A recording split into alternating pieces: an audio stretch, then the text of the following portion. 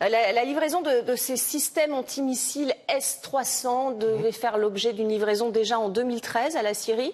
La Russie avait interrompu cette transaction à la demande d'Israël. Qu'est-ce que ça implique d'avoir ce type de missile pour la Syrie ?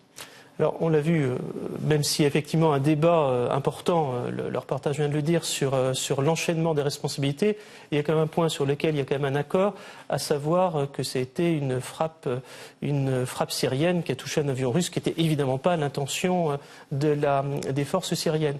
Aujourd'hui, on a des forces syriennes qui ont été longuement déstabilisées par le conflit, qui reconstituent progressivement leur panoplie de forces. Il est évident que ce type de mise à niveau des forces syriennes n'est pas du goût d'Israël, qui a toujours considéré la Syrie, et à juste raison, comme l'une des principales puissances militaires de la région. Aujourd'hui, on se rend compte que finalement, alors que le conflit est quasiment gagné par les forces de Damas, si on exclut bien sûr la zone kurde, mais ça c'est un autre sujet, et qu'il y a du côté israélien une extrême ambiguïté sur le rôle que pourrait être amené à jouer la Syrie, et surtout le niveau des forces armées syriennes dans l'après-conflit. Alors ces systèmes antiaériens S-300 peuvent atteindre le territoire israélien, c'est ça la différence ? Oui, alors c'est le gros problème. C'est qu'effectivement, dès lors que la Syrie doit avoir un système d'autodéfense, comme peut l'exiger tout État souverain, vu l'imbrication et en tout cas l'implication et la proximité de la Syrie et Israël, on se trouve devant un système où Israël est à proximité. Pour donner un exemple assez simple, c'est comme la défense antiaérienne que les Américains ont déployée en Corée du Sud. Les Américains disent que c'est vis-à-vis de la Corée du Nord. On sait très bien qu'en fait, ça vise les systèmes russes et chinois et que ça participe d'un autre système d'équipe des forces de cette région du monde. On est sur un schéma assez proche. Avec ces nouveaux systèmes, Israël n'a plus de force de frappe en Syrie. On le sait, elle frappait régulièrement les positions iraniennes, selon elle, sur le territoire syrien, avec l'accord tacite de la Russie. C'est fini ? C'est terminé ? Alors, est-ce que c'est terminé ? Il va falloir voir comment va être géré cet incident qui prouve justement que les Syriens continuaient d'intervenir. Ils préviennent au dernier moment, 1 minute avant l'intervention. Très clairement, c'est totalement insuffisant pour permettre que les avions russes se mettent à l'abri et que ce type de catastrophe apparaisse.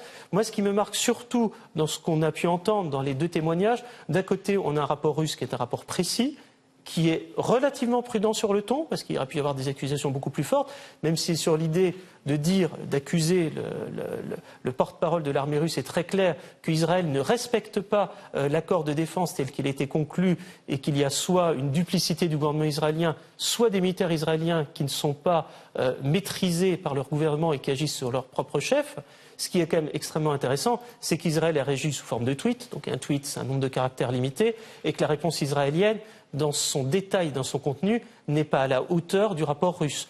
Donc j'ai envie de dire qu'Israël a voulu réagir extrêmement vite pour se dédouaner de toute responsabilité, mais renvoyer la faute sur les Syriens, qui est un discours israélien très classique. La Syrie fait un peu l'image, j'ai envie de dire, de Grand Satan, pour reprendre une image qu'on a vue dans cette région du monde. Les arguments manquent de force de conviction.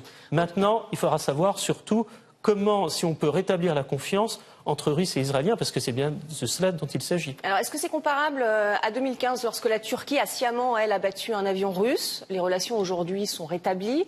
Il va falloir attendre. Comment ça va se passer ? Les relations entre la Russie et Israël risquent d'en prendre un coup pour un certain temps. Elles peuvent en prendre un coup. Ce qui compte surtout maintenant, c'est plus tant les responsabilités. J'ai envie de dire que malheureusement, le drame est arrivé. 15 militaires russes sont morts. Donc j'ai envie de dire, et d'ailleurs, on n'a pas l'impression que ce soit la demande côté russe de demander des excuses israéliennes ou une reconnaissance. Ils auraient pu, dans ce type de démarche, qui généralement est un peu le prélude à une escalade, en tout cas, à une escalade des tensions, une détérioration des relations.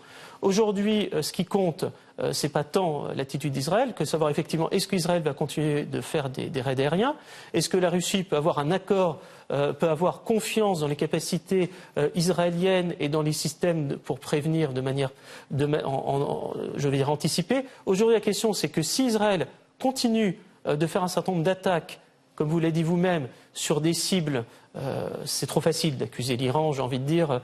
On sait très bien que tout est assez imbriqué et on sait aussi qu'Israël a joué un jeu trouble en armant un certain nombre de groupes rebelles et de toute obédience.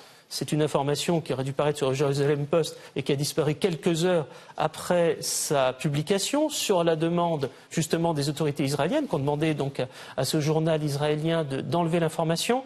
Si Israël continue d'être dans une attitude ambiguë de duplicité, alors oui, je peux dire que la confiance, effectivement, risque d'être atteinte et la détérioration des relations risque d'être durable. Merci beaucoup Benoît Kénodé d'avoir répondu à nos questions sur RT France. Merci à vous.